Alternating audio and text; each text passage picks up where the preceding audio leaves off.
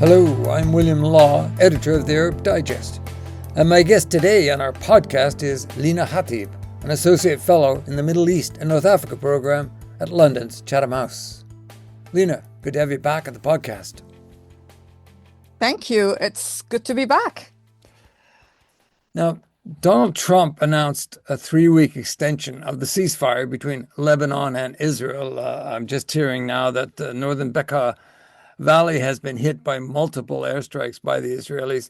I wonder what the word ceasefire means to Benjamin Netanyahu. The word ceasefire to Israel means a political agreement that does not translate fully into the military side of the story, which I know may sound a bit contradictory, but to Israel, an agreement was made with the Lebanese state, saying that Israel is not at war with Lebanon. However, as far as Israel is concerned, it retains the right to strike Hezbollah targets inside Lebanon. But also for Hezbollah, the group has also been explicit about saying that it reserves the right to respond to Israeli attacks. And indeed, Hezbollah has been also launching attacks on Israel. So what this means is that even if there is a ceasefire agreement in place, sadly, this does not mean that hostilities will actually stop on the ground. Yeah, and those hostilities, I mean, what the IDF is doing in South Lebanon right now is really quite extraordinary, isn't it? I wouldn't say it's extraordinary because it is an extension of the campaign that Israel has been launching on Hezbollah, not just since March 2nd when Hezbollah entered the war, but even the year and a bit before that, since the ceasefire agreement of November 2024, Israel did not stop its military operations in Lebanon, but also Hezbollah did not abide by the terms of that ceasefire agreement either, because it kept moving its fighters and its weapons and preparing for another escalation with Israel, which is exactly what is going on right now. So it is not unusual to see Israel increasing the intensity of its attacks because since March 2nd, Hezbollah basically started another round of heightened confrontation with Israel. So unfortunately, I don't see the situation, being resolved until a bigger picture changes at the regional level. Yeah, well, I suppose I'm thinking too of the destruction of these villages in South Lebanon and the threat really by the Israeli defense minister, and not just a threat, but he's carrying it out to do to South Lebanon what has been done to Gaza. Civilians are being targeted. Villages, communities are being destroyed. More than 1 million people driven from their homes. They're not all Hezbollah, are they? Well, this is the thing. The strategy that Israel is pursuing at the moment in Lebanon is based on emptying villages from their residents, razing whole villages to the ground with the idea of establishing areas that are empty of Hezbollah fighters. However, Hezbollah is still launching drones at Israeli targets, and these drones are not being launched from the areas that Israel is clearing because Hezbollah is able to send these drones from areas further out. So this just shows that the strategy that Israel is pursuing, which is similar to what it did in Gaza, is actually not very productive, even on the military level. So in terms of achieving its military objectives, this is not really the way to do it. And of course, the civilian side of the story is quite devastating because the cost has been very high, both in terms of lives and in terms of property and livelihoods for the civilian residents of these villages.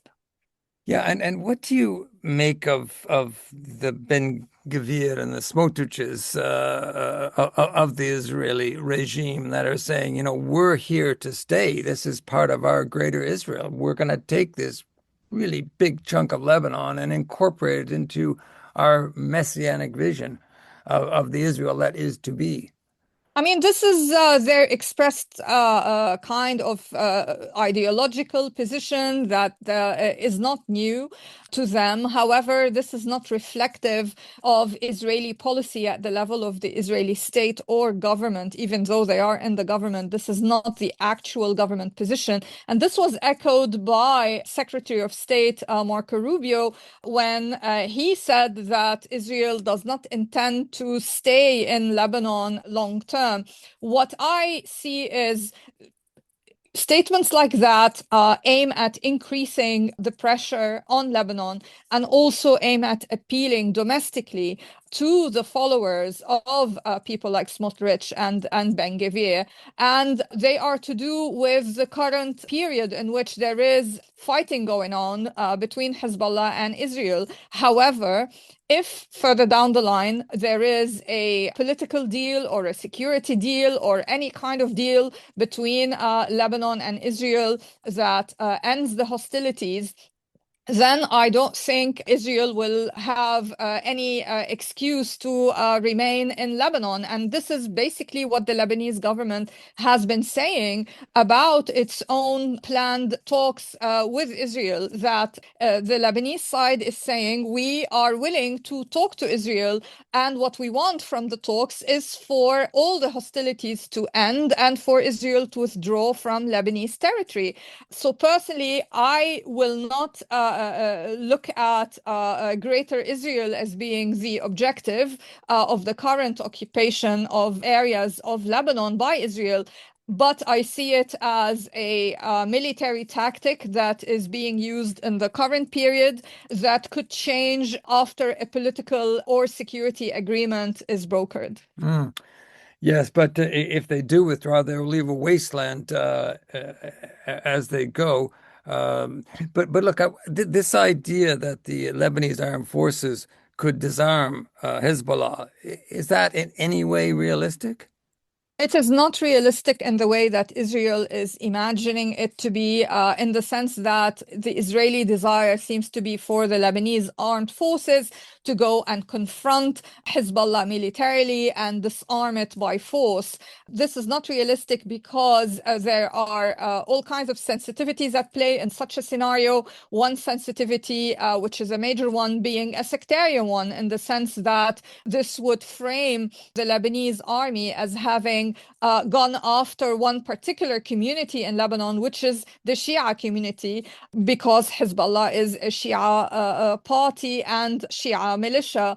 And this could cause sectarian strife in the country and cause probably instability in Lebanon, which is not something that any of Lebanon's leaders wants. And so it's not just a matter of capacity for the Lebanese army, because that is also another issue, that the Lebanese army's capacity is not strong enough for such a measure. But the bigger sensitivity is a sociopolitical one. And therefore, this strategy pursued by Israel of putting pressure on the Lebanese government to push it to confront Hezbollah by force is not realistic and not going to yield results at all, not for Israel and not for Lebanon. Mm. Yeah. That is clearly the case and has been the case for a long, long time. But you mentioned Marco Rubio, and I wanted to ask you about the Trump administration's handling of the Lebanese file. Um, do you think that Lebanon and the people of Lebanon are simply something Trump doesn't really think about? He doesn't care about. It's just a kind of a nuisance factor because, this ceasefire that he's announced, 3-week extension, is not really a ceasefire, is it? What does Trump think about Lebanon? What does he care about Lebanon, Lina? Well, I think Trump cares about Lebanon. I mean, one of his daughters is married to a Lebanese. So he has Lebanese members in his own very immediate family. And I think he cares about Lebanon in general. However, the ceasefire agreement, as far as I see it, is more of a step to do with the regional picture because it's a step that aims at detaching the Lebanon file from the wider file of Iran. And we can see this vividly in how Iran had tried to use Lebanon as a political pressure card when it comes to its own war with Israel and the United States. And the Lebanese government has been adamant to say that only Lebanon should speak on behalf of Lebanon. So there is a struggle over sovereignty going on, with Iran trying to maintain its influence over Lebanon, and with the United States basically trying to help Lebanon move away from this Iranian oversight. And we have to remember that the current leadership in Lebanon, the president and the prime minister, are the first in decades not to have been either selected by Iran or to have, in a way, only reached their positions with Iranian kind of acceptance. Since 2025, Lebanon has taken a bold step towards sovereignty that was helped by the fall of the regime of Bashar al-Assad in Syria, because that regime was the one that was also involved in dictating who rules Lebanon.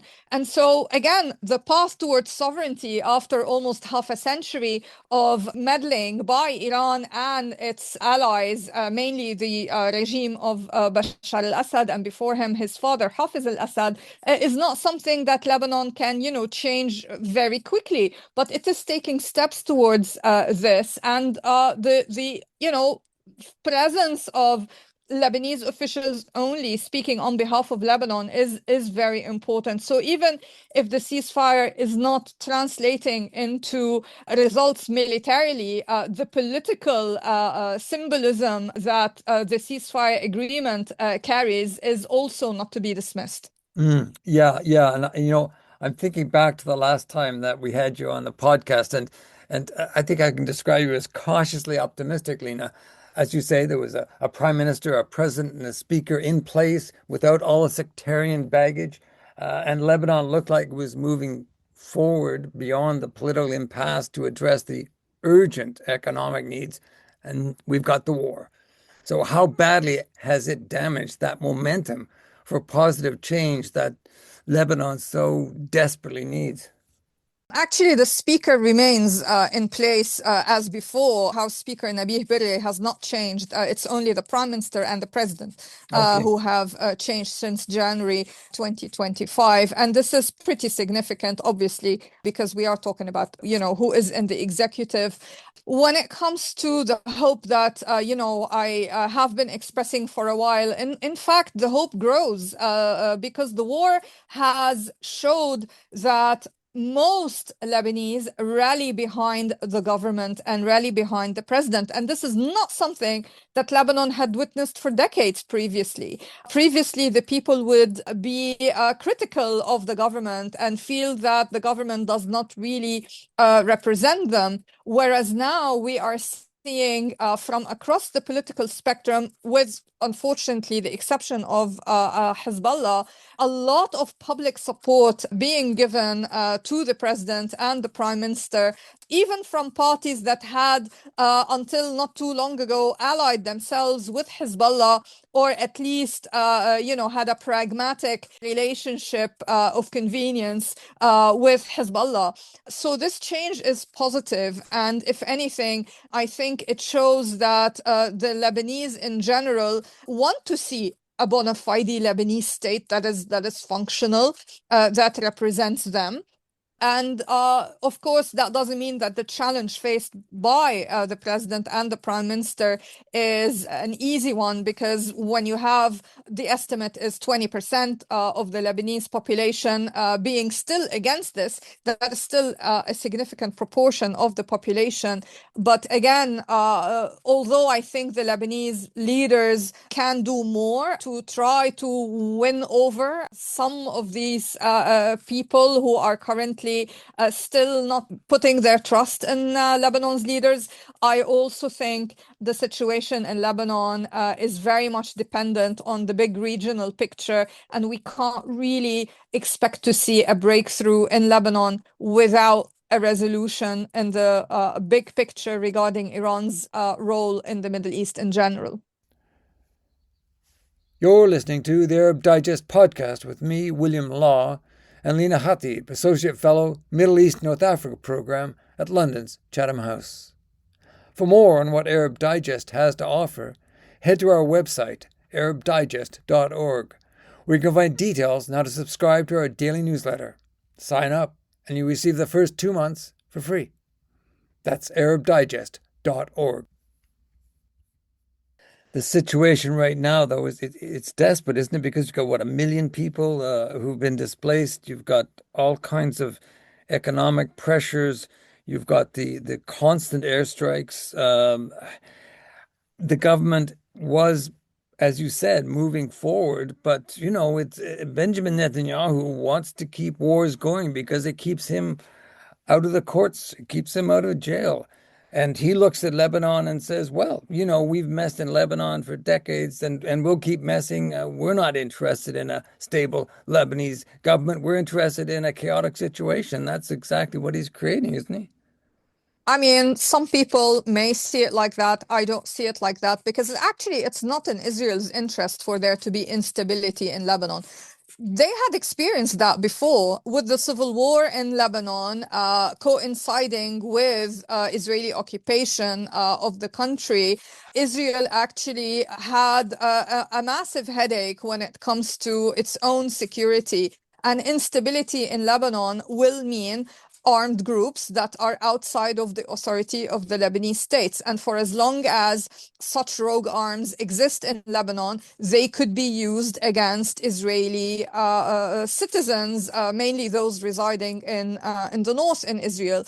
And no matter what, this is not something that the Israeli people want. So even if some see this kind of instability as being suitable for Netanyahu, the fact is this is not suitable for the Israelis. And there is going to be parliamentary elections in Israel coming up by October 27. And I think it is in everyone's interest in Israel for there to be stability when it comes to the situation with Lebanon ahead of those elections. So I don't personally, agree with this assessment regarding what might happen. Mm. Well, okay, that's a more optimistic interpretation. Um, what about Hezbollah? You've touched on the fact that there's 20% of the population that presumably is still supportive in some sense or another of Hezbollah. But how strong is Hezbollah now? How damaged are they, and how much influence do they continue to have? Hezbollah are quite damaged militarily. They have lost the majority of their stockpile of long-range missiles and mid-range missiles. They still have some short-range missiles, and of course, they have drones, which they are launching on Israel still. And of course, they lost a lot of commanders, but they still have a significant number of fighters.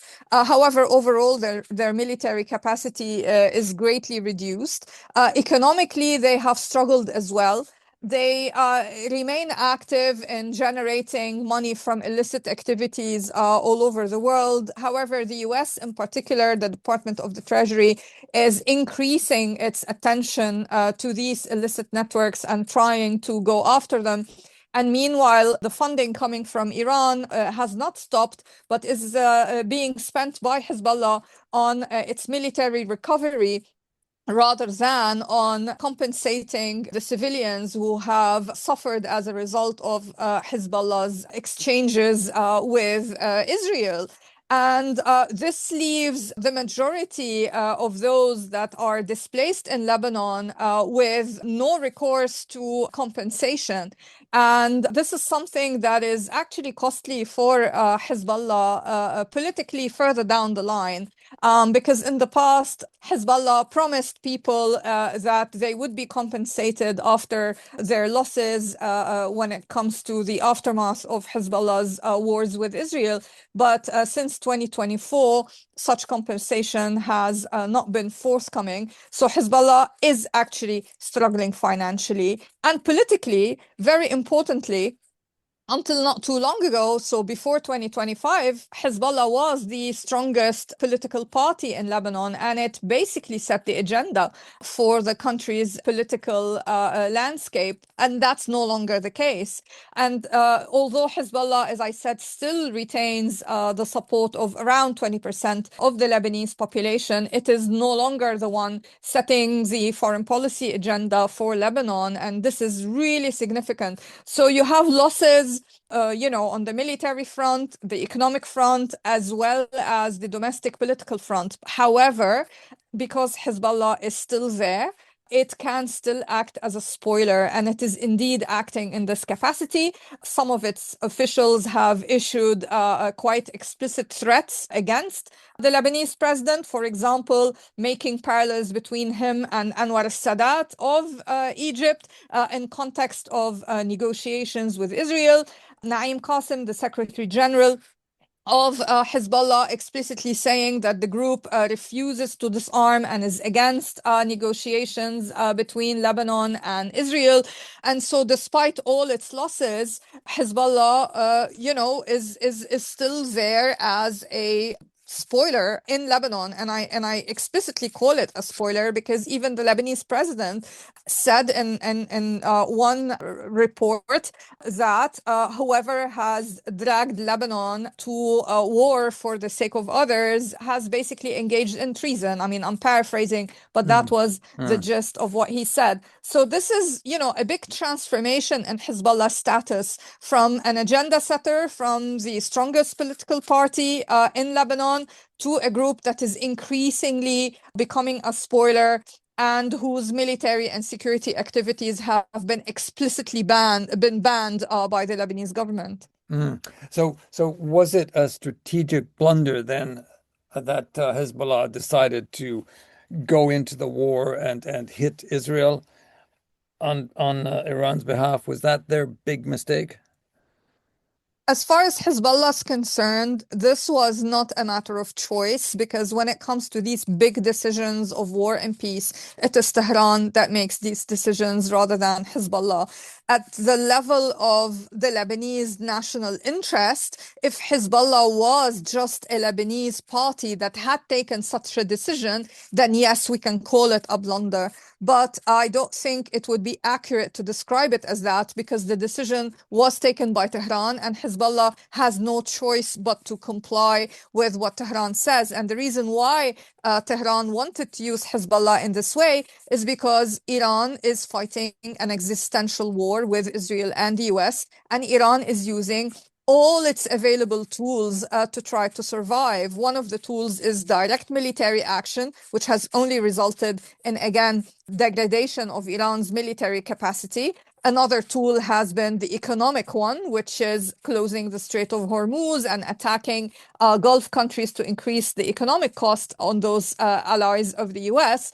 And one other tool is the proxies, with Hezbollah being the main one. And so that's why I keep linking the future of Hezbollah to the big regional picture, because ultimately Hezbollah is being revealed quite clearly as one of Iran's tools of influence and defense rather than a Lebanese only party. Okay, so here we are. We've got this war, this ongoing war. We've got the Strait of Hormuz. We've got a ceasefire that is not a ceasefire. Um, the Lebanese people are suffering uh, this war, and I really want to ask you the impossible question: is there a way forward, Lina? What is or could be that way? There is always a way forward. Wars eventually do end, and the hope is that this war will end sooner rather than later.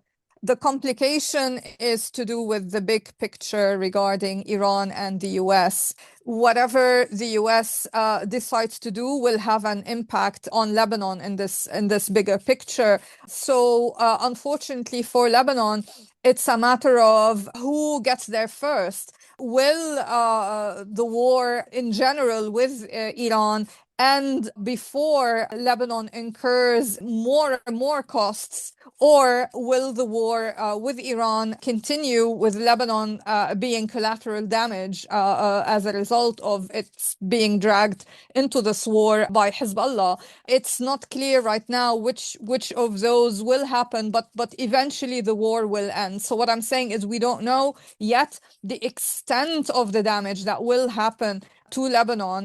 The damage has already been very high, but we're not sure how much higher it can go, which is, very devastating for all those Lebanese who are affected. And that's not just the displaced, it actually cuts across literally every single community in Lebanon. But eventually, my prediction is that the regime in Iran will not be able to restore Iran to what it was before the attack on it began by the US and Israel on February 28th.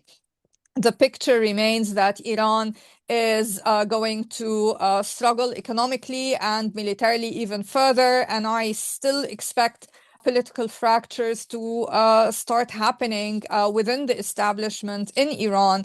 And with Iran weakened like that, then there is a big change in the regional balance of power in the Middle East. And Lebanon will be part of this change because without the Iranian backbone, Hezbollah won't be able to retain its status, even vis-a-vis its own community. And therefore, unfortunately, Lebanon will have to wait. How long, as I said, I don't know. But eventually, this war will end, and the Iranian influence, in my assessment, will end. It's just, as I said, it's a matter of we don't know how much damage will happen to Lebanon in the meantime. Yeah, but at this point, it looks like the regime in Iran is standing firm. We will see. It's all about survival for Iran, as you say. What about Israel, though, Lina? Because surely the way forward for Lebanon is for Israel to withdraw from the south. You think that they will eventually do that? I have to say, I'm not entirely convinced on that front because the Israelis are the hegemon. They're backed by the Americans. And I think they'll continue in their efforts. We're seeing what's going on the West Bank. We've already seen what's happened in Gaza. And I think Lebanon remains at huge risk to the aspirations of the Netanyahu regime. I don't think Lebanon is the same as the West Bank and Gaza in that way. Because with the West Bank and Gaza, there is a debate within Israel regarding what constitutes Israel. And some are accepting of a two-state solution that gives the Palestinians their own, obviously, territory. But others who are obviously more extremist think that Israel should just basically annex almost all, if not all, Palestinian territory.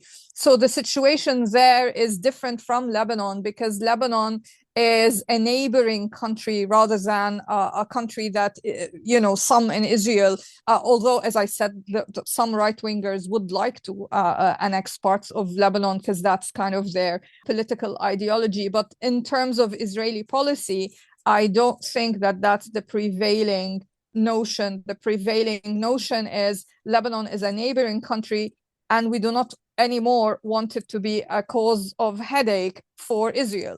And if we go with this scenario as the favored scenario for Israel, I would say it is not in Israel's interest to remain in Lebanese territory because for as long as it occupies Lebanese territory, there will be attempts by Lebanese people to take their land back. And that means continuation of hostilities. I don't think the Lebanese are going to put up with a scenario in which there is long-term Israeli occupation like what happened in the 80s and 90s and ended in 2000.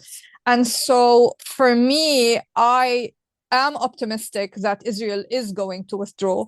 But as I said, that withdrawal is linked to a bigger settlement of the issue of Iran and is not limited just to what happens in Lebanon, because it is about Hezbollah's future.